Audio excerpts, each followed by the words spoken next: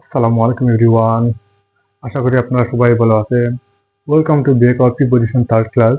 Everyone, today we will learn beneath, under, Velu.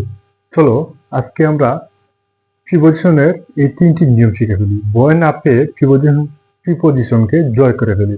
Everyone, last দুটি class যারা আপনারা দেখেননি অবশ্যই দেখে নিয়ে আসতে পারেন। তবে আজকে আমরা এগুলোর সঠিক ব্যবহার জানবো।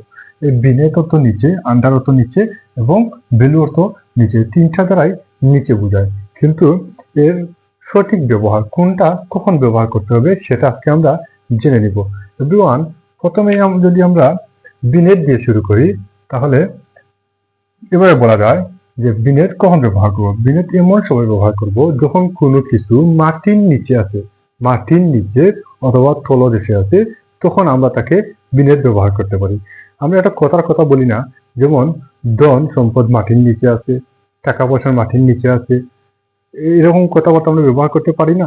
মাঝে মধ্যে এরকম কথা আমরা ব্যবহার করি। তখন আমরা যদি এরকম বলি the treasure is beneath the ground, মানে ট্রিজার অর্থ ধন সম্পদ, ইজ বিনেথ দ্য গ্রাউন্ড, তাহলে treasure is beneath the ground.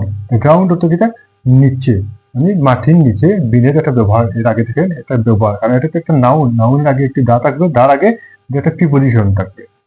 তাহলে এরকম যদি আমরা বলতে পারি যে তার পায়ের নিচে কিছু অনুভব করলো, আমার পায়ের নিচে কিছু অনুভব করলাম, তোমার পায়ের নিচে কিছু অনুভব করলে, তাহলে এটা পায়ের নিচে আছে না, এটা নিচে আছে মানে কি তলদেশে আছে, তাহলে এটাকে আমরা বিনেতে নিয়ে দিতে পারি।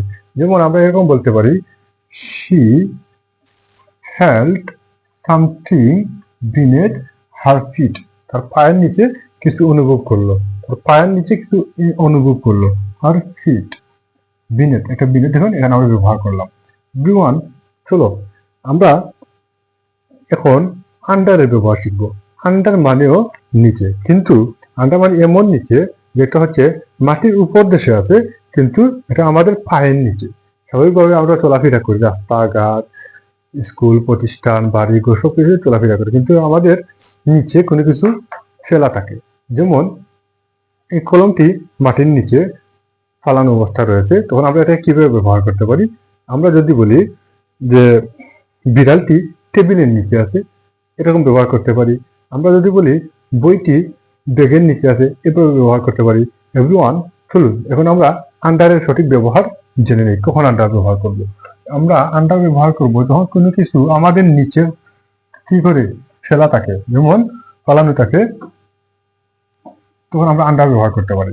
আমরা এইভাবে বলতে পারি the cat is under the table, the cat is under the table, এরকম বলতে পারি the cat is under the table, the table, the cat is under the table, table। আমরা এবার করতে পারি বইটি ব্যাগের নিচে আছে, তাহলে এর সঠিক ব্যবহারটা হবে the book is under the bag। তাহলে দেখুন the book is under the টেবলও হতে পারে, টেবলের জায়গায় আমরা ব্যাগ দিয়ে দিলাম, ব্যাগ দিয়ে দিলাম। এভরিওয়ান, চলো এখন আমরা বেলু এর সঠিক ব্যবহারটা জেনে নিই। বেলু আমরা কখন ব্যবহার করতে হবে। আমি আপনাদেরকে আগেই বলে রাখি, বেলু এমন সময় ব্যবহার করতে হবে যে সময় আমরা সংখ্যা দ্বারা কোনো কিছুকে নিচে বুঝাবো, ফর্মাল নিচে, তখন আমরা তাকে বেলু ব্যবহার করতে পারবো। চলুন বেলু এর সঠিক ব্যবহার জেনে নিই। বেলু আমরা এমন সময় ব্যবহার করব যখন আমি যদি আপনাদেরকে বলি যে তাপমাত্রা 20 ডিগ্রির নিচে, তাহলে তো এখানে আমরা সংখ্যা দ্বারা বুঝালাম না, তাহলে এখানে আমরা একটা বেলু ব্যবহার করতে পারি। যেমন ফর এক্সাম্পল স্বরূপ দা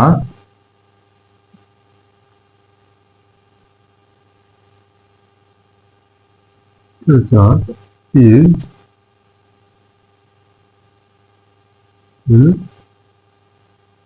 20 ডিগ্রি, তাপমাত্রা 20 ডিগ্রির নিচে। আমরা যদি আরেকটা সেন্টেন্স আমাদের বোঝাতে চাই আপনাদেরকে, ফর এক্সাম্পল স্বরূপ আমি বললাম তার স্কুল গড়ের নিচে, তার স্কুলটা কি গড়ের নিচে বুঝালাম, তাহলে তার স্কুলটা গড়ের নিচে যদি হয়ে থাকে তাহলে গড় দ্বারা আমরা একটা বুঝালাম, তাহলে এখানে আমরা একটু ভ্যালু ব্যবহার করতে পারি। যেমন